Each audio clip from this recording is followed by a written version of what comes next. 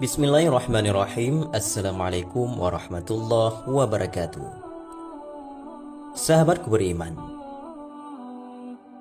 di video kali ini akan kita bahas tentang 3 janji Allah Subhanahu wa taala kepada bangsa Yahudi, yang dimana janji Allah Subhanahu wa taala tersebut tercantum dalam Al-Quran. Berbicara tentang bangsa Yahudi, pasti akan terlintas di benak kita tentang keberadaan Bani Israel.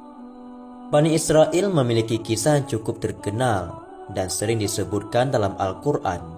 Bangsa itu tidak lain adalah umat dari Nabi Musa alaihissalam. Mereka dikenal dengan sifatnya yang pembangkang dan tidak segan-segan membuat syariat di luar ajaran sang Nabi. Yahudi merupakan suku bangsa yang merangkap sebagai agama. Kata Yahudi diambil dari salah satu marga dari 12 leluhur suku Israel yang paling banyak keturunannya, yaitu Yahuda.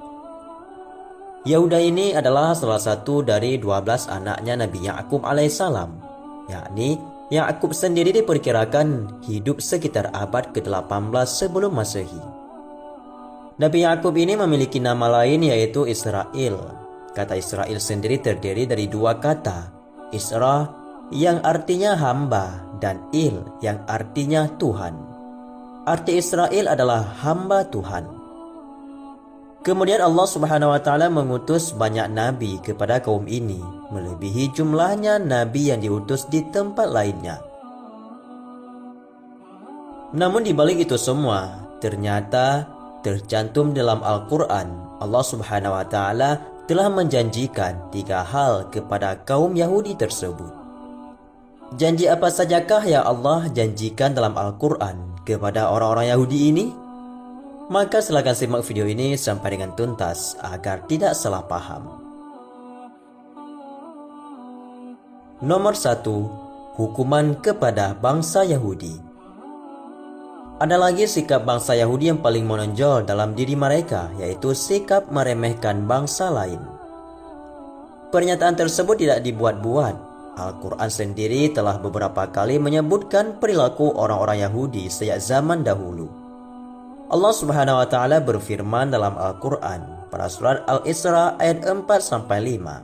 Allah berfirman yang artinya, dan telah kami tetapkan terhadap Bani Israel dalam kitab itu, sesungguhnya kamu Bani Israel akan membuat kerusakan di muka bumi ini 2 kali, dan pasti kamu akan menyombongkan diri dengan kesombongan yang besar. Maka apabila datang saat hukuman bagi kejahatan pertama dari kedua kejahatan itu, kami datangkan kepadamu hamba-hamba kami yang mempunyai kekuatan besar. Lalu mereka merajalela di kampung-kampung, dan itulah ketetapan yang pasti terlaksana. Orang-orang Yahudi melakukan kerusakan pertama setelah ayat itu turun.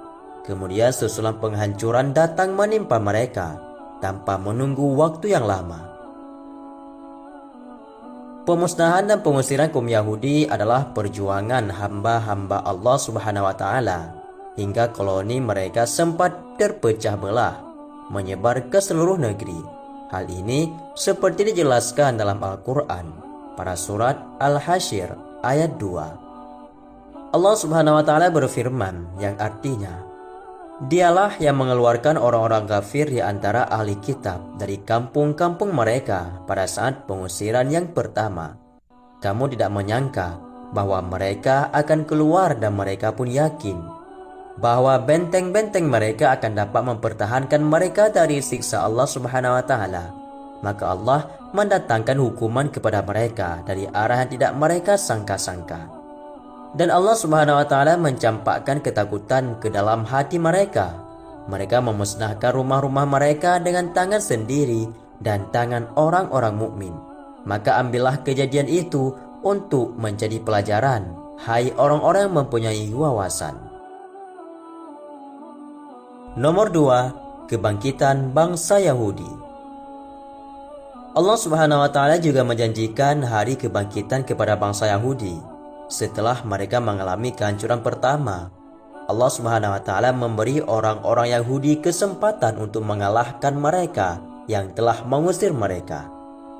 Sehingga janji kedua telah terpenuhi, sebagaimana bangsa Yahudi berhasil membalas sakit hatinya dan menduduki negeri Syam dan juga Palestina.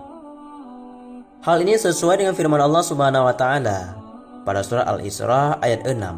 Allah berfirman, "Kemudian kami berikan kepadamu giliran untuk mengalahkan mereka kembali, dan kami membantumu dengan harta kekayaan dan anak-anak keturunan, dan kami jadikan kamu kelompok yang lebih besar." Hal tersebut terbukti dengan kemakmuran ekonomi dan politik bangsa Yahudi Israel. Imigran Yahudi mengalir dari seluruh negeri ke Palestina tanpa dihentikan oleh umat Islam. Kekuatan militer dan ekonomi negara-negara barat hampir seluruhnya berada di belakang Yahudi. Dengan demikian, kesombongan Yahudi semakin meningkat hingga pada hari ini.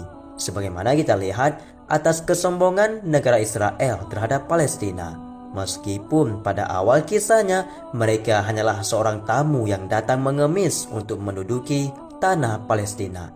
Tapi sekarang mereka menyombongkan diri sebagaimana janji Allah Subhanahu wa taala, yaitu mereka diberikan kekuatan dan juga kesempatan, dan mereka sombong atas pencapaian itu semua. Namun di balik itu semua, ternyata ada janji terakhir dari Allah Subhanahu wa taala kepada bangsa Yahudi di ketika mereka sedang berlaku sombong dan angkuh, yaitu janji yang ketiga. Nomor 3, kehancuran kembali bangsa Yahudi. Karena janji pertama dan kedua terpenuhi, lalu Allah Subhanahu wa taala tidak akan mengingkari janji ketiganya. Penderitaan yang dirasakan rakyat Palestina akan segera berakhir. Kekejian Israel hanya akan mempercepat datangnya penghakiman dan murka Allah Subhanahu wa taala. Hal tersebut bukan hanya topik belaka, namun tercantum dalam Al-Quran dalam firman Allah Subhanahu wa taala pada surah Al-Isra ayat 7. Allah berfirman, "Jika kamu berbuat baik, berarti kamu berbuat baik bagi dirimu sendiri.